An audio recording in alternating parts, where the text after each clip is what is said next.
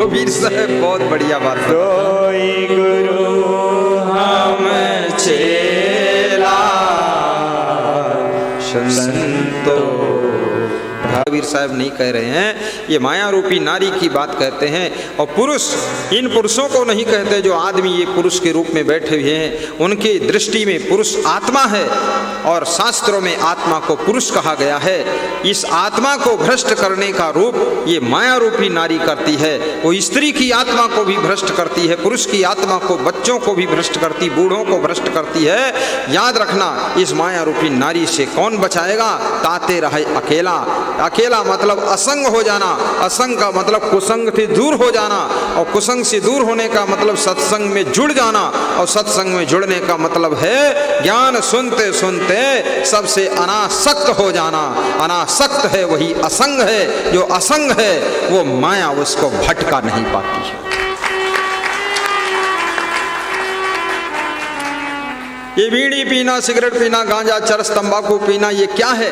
यही माया का प्रभाव है, यही माया तुमको भटका रही। कभी नशा के रूप में भटकाती है, कभी झूठ के रूप में भटकाती, कभी गाली गलौज, लड़ाई झगड़ा, क्रोध, काम वासना के रूप में भटकाती है, कभी विषय विकार के रूप में भटकाती है माया, कभी मोह के रूप में भटकाती है माया। माया और कुछ नहीं है, काम, क्रोध, लोभ, मोह, ईर्ष्या, द्वेष, बुराई, आदत, यही तो माया का असली रूप है। और इसमें पढ़ करके तुम भटक जाते हो, मकड़ी जाला स्वयं बुनती है और स्वयं फंस जाती, स्वयं उसी में मर जाती है। ऐसे तुम ही आदतें बनाते हो, उन्हीं आदतों में फंस जाते हो, फिर उन्हीं आदतों में मर भी जाते हो।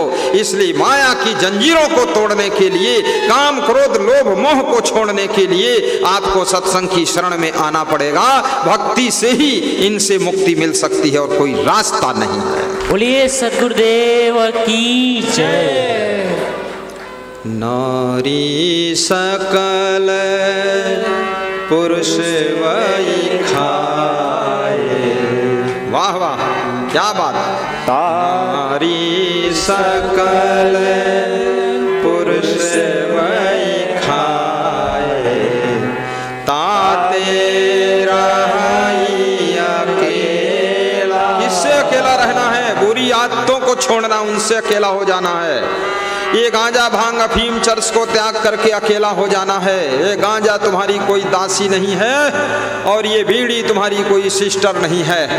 ए याद रखना, ये जो भांग वांग खाते हो, बम भोले लगा गोले, झूठी बात मत कर, छोड़ दे भांग। बताते शिव जी की बूटी है, जन्म जन्म की बूटी है, बात तुम्हारी झूठी है, ये शिव जी की बूटी नहीं है। शिव जी भांग वांग कभी नहीं खाते थे। शिव जी क्या खाते थे? जो खाते थे सो खाते थे। मैं क्यों बताऊं क्या खाते थे? शिव जी की कोई तुम बराबरी करोगे? तुम हो शिव, शिव है, शिव जी के लफड़े में क्यों फंसे हुए हो? शिव जी को धन्यवाद दीजिए, उनको नमन करिए, उनका ज्ञान लीजिए, भक्ति कीजिए और शिव जैसे पति बनिए और पार्वती जैसी पत्नी बनिए, तुम्हारा बेड़ा पार हो जाएगा। नारी सकल पुरुष वही खाए। मैं कई रोज से इसको गा रहा हूँ, 20 दिनों से। सब नारियां सुनती हैं, वह कहती मैंने एक भी पुरुष को नहीं खाया है। गुरुदेव रोज बता रहा, नारी ने सब पुरुषों को खा लिया, और खा लिया होता तो गुरु भी पुरुष है, इसको भी निपटा चुकी होती अभी तक। लेकिन नहीं, मैं नहीं खाती हूँ। वास्तव में ये नारी नहीं, जो नारियां आपके सामने भक्त रूप में बैठी हैं, महान रूप में बैठी, इस नारी की बात नहीं, ये माया रूपी नारी की बात है, आत्मा रूपी पुरुष की बात है। और माया रूपी नारी जगत के सभी स्त्री पुरुषों को भ्रष्ट करती है। इसलिए माया के प्रभाव से बचिए, और माया के प्रभाव से, माया रूपी नारी के चंगुल में फंसने से बचाने के लिए दूसरी नारी की जरूरत है, उसका नाम है भक्ति रूपी नारी। याद रखना, लोहे को लोहा ही काटता है, लोहे को लोहा ही काटता है, दूसरा कोई नहीं काटता है। तो ये माया रूपी नारी के चक्कर को काटने के लिए भक्ति रूपी नारी की आवश्यकता है। इसलिए प्रसंग के शुभारंभ में कबीर साहब ने भक्ति रूपी नारी से शुरुआत किया है कि भक्ति रूपी नारी जितना तुम्हारी स्ट्रांग होगी, तो ये माया रूपी नारी खत्म हो जाएगी और तुम असंग हो जाओगे, अकेले हो जाओगे, सुखी हो जाओगे। नारी सकल पुरुष वही खाए, ताते रही अकेला, सुनतो भक्ति सतो भक्ति से ही मोह से छुटकारा मिलता है। मोह ही तो माया है, मन माया तो एक है, माया मन ही समाये। आप लोग यहाँ पर पधारे हुए हैं, थोड़ा घर बार का मोह छोड़कर ही तो यहाँ आए, ऐसे कैसे आ पाते? सोचिए, विचारिए। वहाँ घर है, दुकान है, मकान है, सारा सामान है, बाल बच्चे हैं, सब कुछ है, लेकिन छोड़ कर चल दिए गुरु के दर्शन को, चाल मारा जियड़ा हरि कीर्तन को। गुरु जी बुलावे मारा सत्संग में, गुरु जी बुलावे मारा सत्संग में। तो ये माया के ऊपर तुम्हारी विजय होती चली जा रही है। आप अपनी गुस्सा को जीत लें तो समझ लो माया को आपने जीत लिया। चोरी छल कपट की आदत को जीत लें तो समझो माया को आपने पराजित कर दिया, जीत गए। और यदि आप आलस्य को जीत लें तो समझ लो माया पर आपकी जीत हो रही है। निकम्मापना छोड़ दें, आलस्य छोड़ दें तो समझ लो माया की जाल से पार हो रहे हैं। कितनी नई नई बहुएं हैं, नौजवान हैं, इतनी आलसी है, घर में पूरा नरक बना दिया। ढोल की ढोल पड़ी रहती है, ढम ढमाढम मस्त कलंदर। बहू का है पहला नंबर। पति ने सोचा था शादी करके पत्नी ला रहा हूँ, ससुराल पहुँचते पहुँचते पत्नी के बाद बूढ़ी हथनी हो गई। पड़ी है, काम नहीं करती है, सासू परेशान है, ससुर हैरान। घर में कले कलेश तैयार हो गया। कहीं बताती ये दर्द, कहीं बताती वो दर्द, सिर दर्द, नाक में दर्द, आँख में दर्द, कान में दर्द, पेट में दर्द, दर्द में दर्द, घुटना में दर्द, सब दर्द ही दर्द है। कितनी दर्द है तेरे, पूरे घर भर में दर्द पैदा कर रखा, फालतू बकवास करती। अरे मत कर, उठकर काम कर, सब दर्द खत्म हो जाएगी। जो काम नहीं करता, व्यायाम नहीं करता, मेहनत नहीं करता, पैदल चलते चाल में नहीं चलता है, उसके शरीर में मीठी मीठी दर्द अपने आप प्रारंभ हो जाती है। मेहनत करने से, व्यायाम करने से, पसीना निकलने से, कम खाने से, मीठा छोड़ देने से कोई प्रकार की दर्द वर्द नहीं रहेगी। ज़्यादा तुम रसगुल्ला उड़ाओगे तो दर्द तो शुरू हो ही जाएगी। मेहनत करो, पसीना निकलना चाहिए थोड़ा सा। पसीना निकलना समझ लो बीमारी निकल रही है। बहू को ससुराल में प्रवेश होते ही सासू को हल्का फुल्का कर देना चाहिए, ससुर को हल्का फुल्का कर दो, पूरा मैनेजमेंट कर लो। हम लोग यहाँ प्रवेश किए, अपने गुरु को हल्का फुल्का कर दिया। हमने कहा जय बजरंगबली, छोड़ दो कमान, सब हम लोग संभालेंगे। बोले मैं तो पहले छोड़ चुका हूँ। तो मैंने कहा पकड़ा किसने? बोले कोई नहीं, मैं ही पकड़े हूँ अभी। तुमने कहा छोड़ो, अब हमारा सब पूरा काम करो, गुरु को भी फ्री करो। हाँ, कुछ ऐसी सासुएं होती जो फ्री रहना ही नहीं चाहती हैं। कुछ ससुर भी ऐसे हैं, मारतंड ऋषि जैसे, वो मारपीट में लगे रहते हैं, फ्री होना ही नहीं चाहते। कुछ गुरु लोग भी ऐसे हैं जो उसी में घुसड़ पंच बनाते रहते हैं। नहीं नहीं, जब योग्य शिष्य मिल जाए, योग्य बहू मिल जाए, योग्य बेटा मिल जाए तो धीरे धीरे धीरे धीरे उनका उत्साह बढ़ा करके सारा लोड उनके ऊपर डालिए, अपने को फ्री करिए, कुछ नया सोचिए, बड़ा सोचिए, अच्छा सोचिए और कोई चमत्कारी बाबा की तरह चमत्कार कर दीजिए।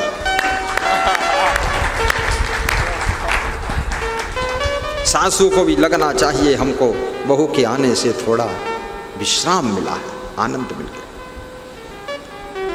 पति पत्नी प्रेम से रहिए ताकि आपके सास ससुर माता पिता निश्चिंत रहे। गम खा करके रहिए, उलझन मत मचाइए, चिंता और टेंशन भी मत कीजिए। प्रेम से मेहनत करिए, शांति से सो जाइए। राम भगवान से लक्ष्मण ने पूछा कि ये लक्ष्मण रेखा लांघ गई थी तो लंका से वापस इनको ले आए हो तो इनसे क्यों नहीं कहते, पूछो तो जरा क्यों लांघी? तो राम ने कहा चुप रहे, रेखा भी लांघ गई, समुद्र भी लांघ गई और वापस भी आ गई। अब फालतू खोद खोद के ताल मत बना, बीती बात को गड़े मुर्दे मत उखाड़, नहीं तो ये तो गड़बड़ हो जाएगा। राम ने कभी नहीं पूछा सीता से लक्ष्मण रेखा तू क्यों लांघी थी, पूछ लेते तो मर जाती हो। क्यों में अगर मगर तगर मगर ज़्यादा नहीं करना चाहिए, क्यों में ये सब करने से ज़्यादा फिर दिमाग। जय राम जी की। साहिब बंदगी बोलो। लक्ष्मण रेखा हर व्यक्ति को अपनी जिंदगी में माया के चंगुल में फंसने से बचने के लिए लक्ष्मण रेखा बना लेनी चाहिए। लक्ष्मण रेखा का मतलब क्या होता? नियम रेखा, संयम की रेखा, भक्ति की रेखा, मर्यादा की रेखा, यही अनुशासन की रेखा, यही तो लक्ष्मण रेखा है। लक्ष्मण भी आपकी जिंदगी में रेखा को खींचने के लिए नहीं आएंगे। लक्ष्मण आपके मन में अगर कोई बहुत बड़ा लक्ष्य है तो संयम नियम की रेखा बना लीजिए, उसके अंतर्गत रहिए, फिर देखिए आप अपने लक्ष्य को जरूर प्राप्त करोगे। लक्ष्मण रेखा बनाइए, नियम संयम की रेखा बनाइए, जैसे हम लोगों ने रेखा बना रखी है। आपके जीवन में भी रेखा होना चाहिए कि हमारा नियम क्या है। ये भी नियम होना चाहिए कितने बजे सोकर उठना है, कितने बजे सोना है, कितने बजे दोपहर में भोजन खाना है, कितने बजे सुबह खाना है नाश्ता, और नहाना कितने बजे है, फटाफट दुकान पर कितने बजे चले जाना है। सारा नियम टाइम टेबल सेटिंग करो। उल्लुल जुल्लुल काम मत करो। कभी 10 बजे दुकान पर आ रहे हैं, कभी 12 बजे आ रहे हैं, कभी आ ही नहीं रहे हैं, कभी दूसरे दुकान में बैठे हैं, अपनी दुकान में कुत्ते घुसे पड़े हैं, और कभी सो रहे हैं 10 बजे तक सो रहे हैं, कभी 9 बजे तक सो रहे हैं, कभी 8 बजे तक सो रहे हैं, कभी रात भर जाग रहे हैं, सो ही नहीं रहे हैं। ये सब उल्ट पुल्ट काम मत करो। सेटिंग से सोइए भी, खाइए भी, और अगर तुमने टाइम टेबल सेटिंग कर दिया तो तुम्हारी आंतें भी उसी टाइम पर भोजन को मांगती हैं, तैयार हो जाती हैं, अंदर केमिकल पैदा हो जाता है, भूख जोर से लग जाती है, और रेडी व्यवस्था अंदर से। कभी पूरा भूखे नहीं रहना चाहिए। किसी व्यक्ति को थोड़ा खा लेना चाहिए। जिस दिन आप व्रत रहना चाहते हैं तो फलों का सेवन कर लीजिए, रस का सेवन कर लीजिए, जूस का सेवन कर लीजिए।